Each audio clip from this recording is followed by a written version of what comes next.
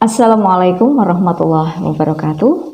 Gimana kabarnya sobat mahasiswa? Bertemu lagi dengan saya Devi Kantidiwanti dalam materi perekonomian Indonesia.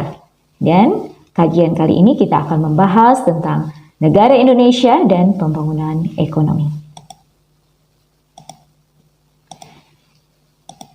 Teori tentang pembangunan ekonomi dari berbagai sumber dan ahli sangat beragam. Salah satunya adalah teori dari Arthur Lewis yang dasar membahas tentang proses pembangunan ekonomi yang terjadi di daerah pedesaan dan daerah perkotaan. Pada teori ini, Lewis mengasumsikan bahwa perekonomian suatu negara pada dasarnya terbagi menjadi dua, yakni perekonomian modern di perkotaan dengan industri sebagai sektor utama, di pedesaan yang memiliki pertumbuhan penduduk tinggi maka terjadi kelebihan supply tenaga kerja dan tingkat hidup masyarakatnya yang berada pada kondisi subsistem akibat perekonomian yang sifatnya juga subsistem. Untuk teori berikutnya adalah teori dari Rostow yang ini dikelompokkan ke dalam model jenjang linier atau linear stage mode. Menurut Rostow, proses untuk pembangunan ekonomi dibedakan menjadi 5 tahapan, antara lain masyarakat tradisional, prasyarat untuk lepas landas, periode take off, dorongan untuk menuju kematangan, dan masa konsumsi tinggi.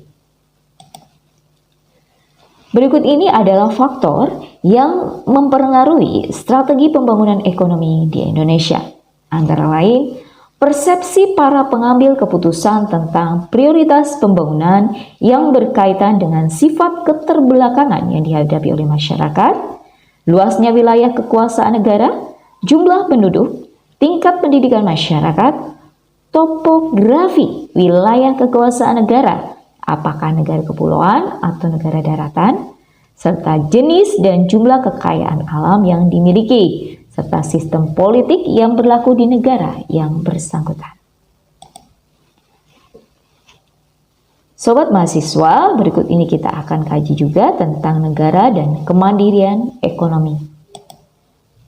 Kemandirian yang dicantumkan pada ayat 4 pasal 33 Undang-Undang Dasar 1945 dapat diterangkan lebih jauh bahwa sebuah proses pembangunan dan pengembangan perekonomian nasional harus berpijak pada kekuatan sendiri dan tidak boleh menggantungkan diri pada kekuatan dari luar. Negara yang memiliki kemandirian ekonomi menyebabkan negara tersebut tidak memiliki ketergantungan tinggi pada impor. Kemampuan dalam memproduksi sesuatu oleh suatu negara menyangkut dengan kreativitas yang dimiliki oleh bangsa tersebut, yakni dengan semakin tingginya kreativitas, maka semakin jauh ketergantungan terhadap impor.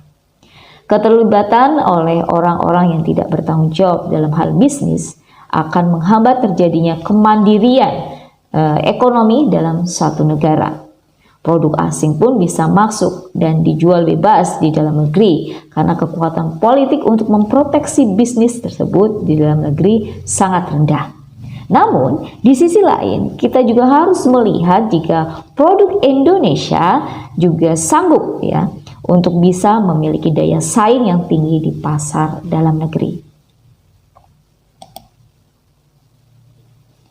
Profesor Calder menyimpulkan tentang adanya 6 faktor yang telah membawa ke arah pertumbuhan negara-negara maju. Dan ke-6 faktor ini antara lain, laju pertumbuhan output nyata per jam dan orang cukup konstan selama periode jangka panjang. Laju pertumbuhan stok modal cukup konstan, tetapi lebih besar daripada laju pertumbuhan tenaga kerja. Laju pertumbuhan stok modal dan laju pertumbuhan output nyata adalah hampir sama. Tingkat keuntungan yang didefinisikan sebagai rasio keuntungan terhadap stok modal cukup konstan dalam jangka panjang.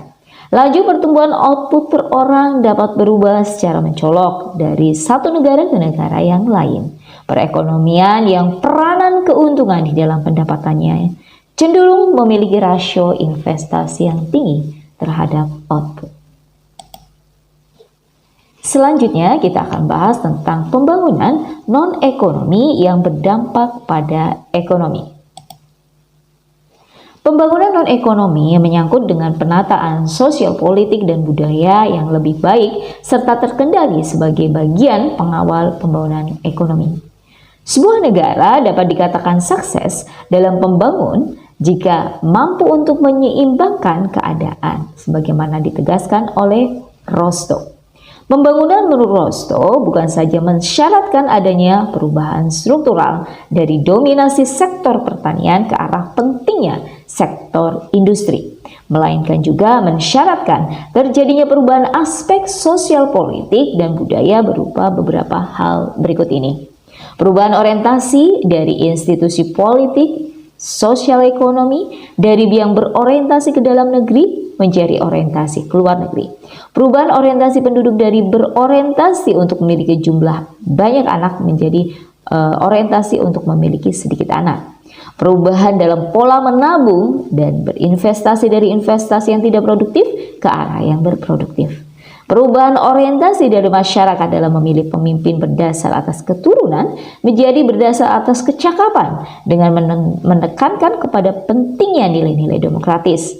Serta perubahan dalam memandang alam dari hambatan menjadi tantangan mendorong perkembangan.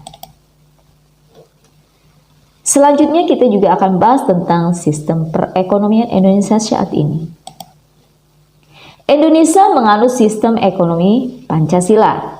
Pada laman Badan Pembinaan Ideologi Pancasila dijelaskan bahwa sistem ekonomi Pancasila adalah sistem ekonomi yang sesuai dengan nilai kebangsaan seperti adanya gotong royong dan saling menguatkan. Sistem ekonomi ini tercantum pada Undang-Undang Dasar 1945 Pasal 33. Sistem ekonomi yang diterapkan di Indonesia di dalamnya terkandung demokrasi ekonomi atau dikenal dengan sistem demokrasi ekonomi. Demokrasi ekonomi itu sendiri menyatakan bahwa kegiatan ekonomi dilakukan dari, oleh, dan untuk rakyat di bawah pengawasan pemerintah hasil pemilihan rakyat. Salah satu penciri positif adanya demokrasi ekonomi yakni adanya potensi, inisiatif, daya kreasi dari setiap warga negara mampu untuk dikembangkan dalam batas-batas yang tidak merugikan kepentingan umum. Serta berikut ini adalah karakteristik sistem ekonomi Indonesia.